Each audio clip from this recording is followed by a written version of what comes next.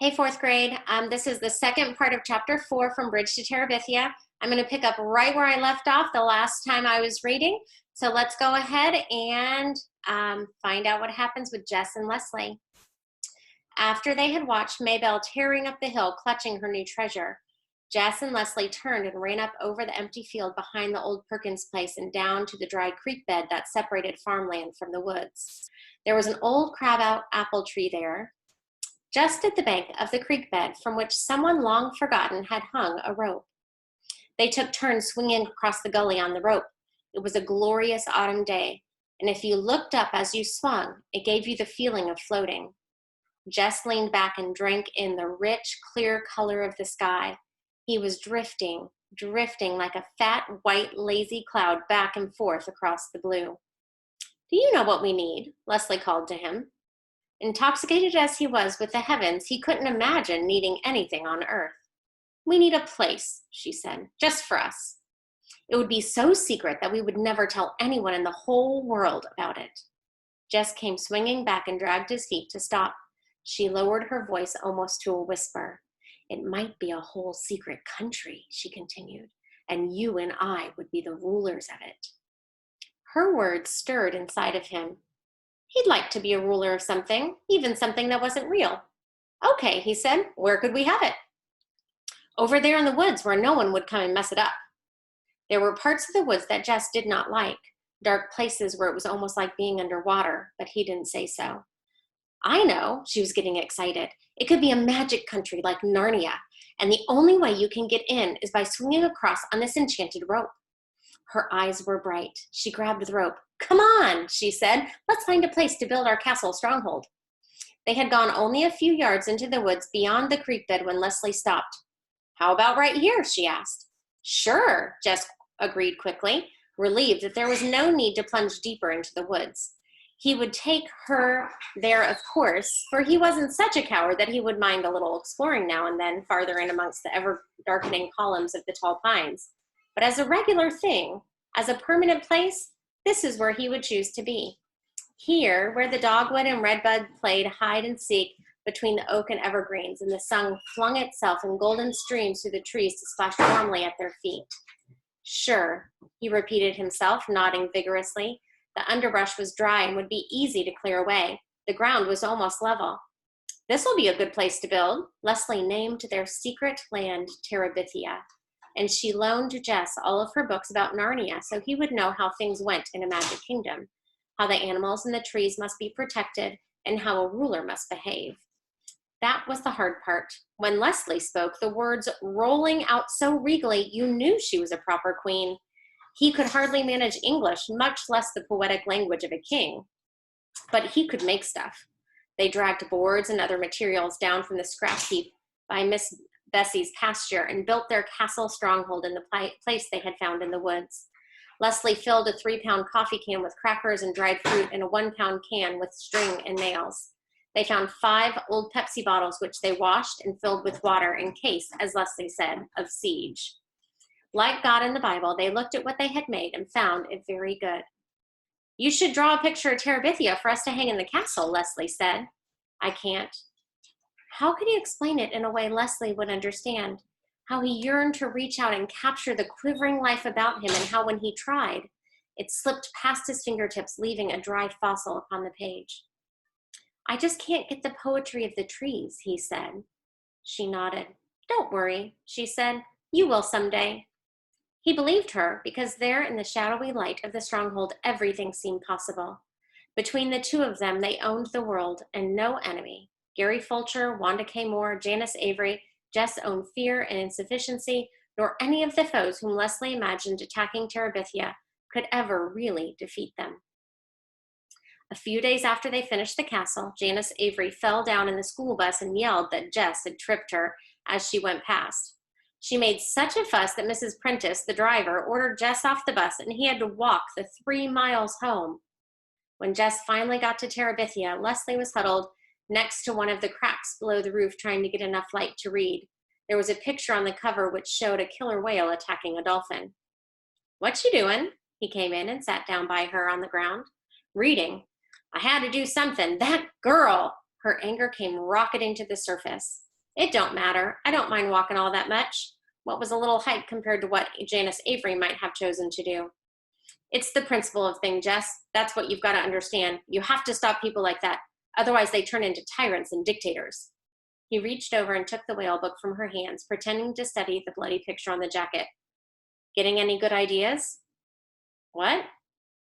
I thought you was getting some ideas on how to stop Janice Avery. No, stupid. We're trying to save the whales. They might become extinct. He gave her back the book.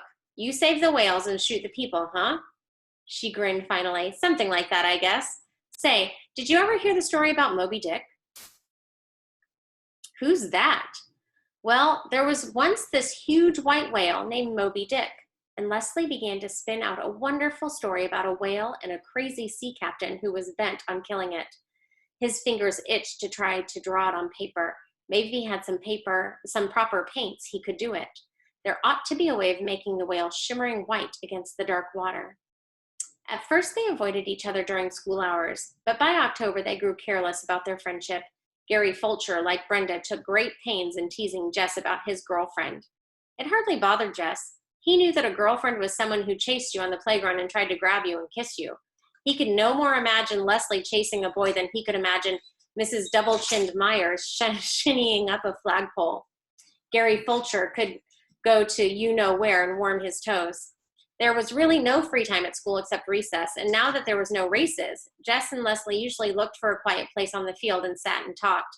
Except for the magic half hour on Fridays. Recess was all that Jess looked forward to at school. Leslie could always come up with something funny that made the long days bearable. Often the joke was on Mrs. Myers. Leslie was one of those people who sat quietly at her desk, never whispering or daydreaming or chewing gum, doing beautiful schoolwork. And yet her brain was so full of mischief that if the teacher could have once seen through the mask of perfection, she would have thrown her out in horror. Jess could hardly keep a straight face in class, just trying to imagine what might be going on behind that angelic look of Leslie's. One whole morning, as Leslie had related it at recess, she had spent imagining Mrs. Myers on one of those fat farms down in Arizona.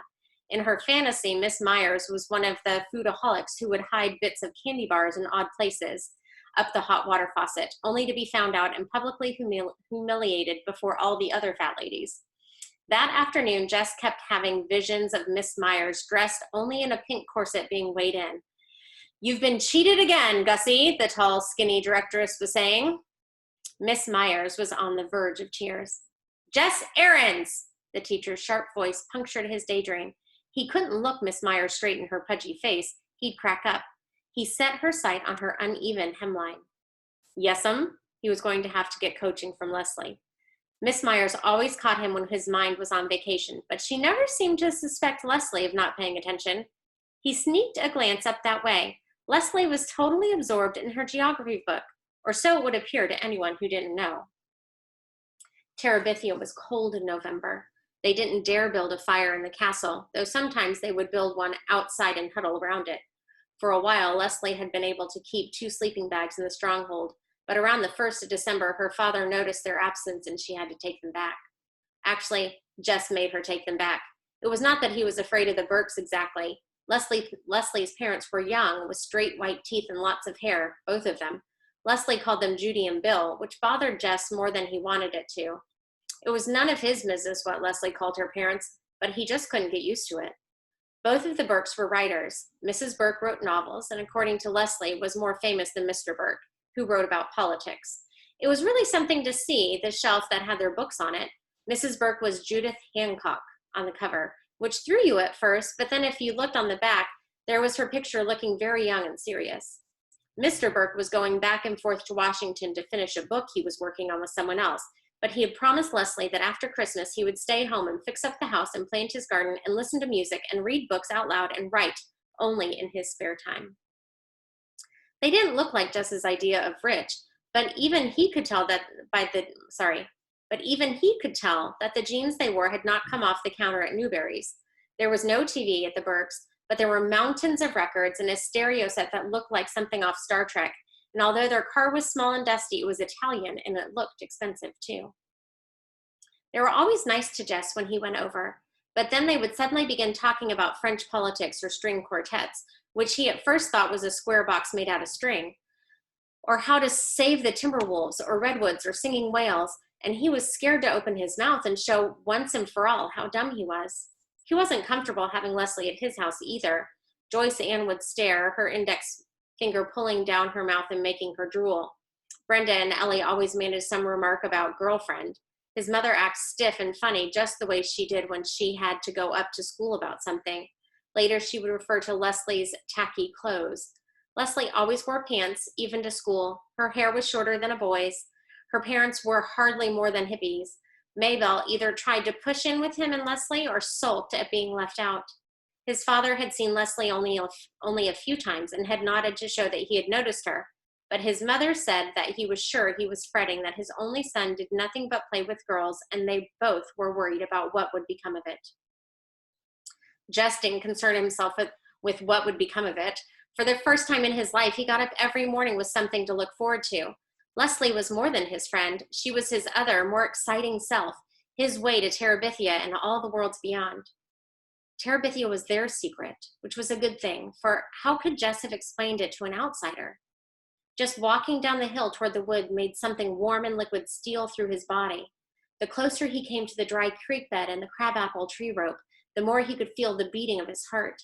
He grabbed the end of the rope and swung out toward the other bank with a kind of wild exhilaration and landed gently on his feet, taller and stronger and wiser in that mysterious land. Leslie's favorite place, besides the castle stronghold, was the pine forest. There the trees grew so thick at the top that the sunshine was veiled. No low bush or grass could grow in that dim light, so the ground was carpeted with golden needles. I used to think this place was haunted, Jess had confessed to Leslie the first afternoon he had revved up his courage to bring her there. Oh, but it is, she said.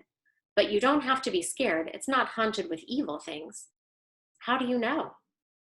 You can just feel it. Listen. At first, he only heard the stillness. It was the stillness that had always frightened him before, but this time it was like the moment after Miss Edmonds finished a song, just after the chords hummed down to silence. Leslie was right. They stood there, not moving, not wanting the swish of dry needles beneath their feet to break the spell. Far away from their former world came the cry of geese heading southward. Leslie took a deep breath. This is not an ordinary place, she whispered. Even the rulers of Terabithia come into it only at times of greatest sorrow or of greatest joy. We must strive to keep it sacred. It would not do to disturb the spirits. He nodded, and without speaking, they went back to the creek bank where they shared together a solemn meal of crackers and dried fruit. I hope you enjoy the magic of Terabithia. It was a great chapter. I can't wait to talk with you guys about it during our Zoom meetings.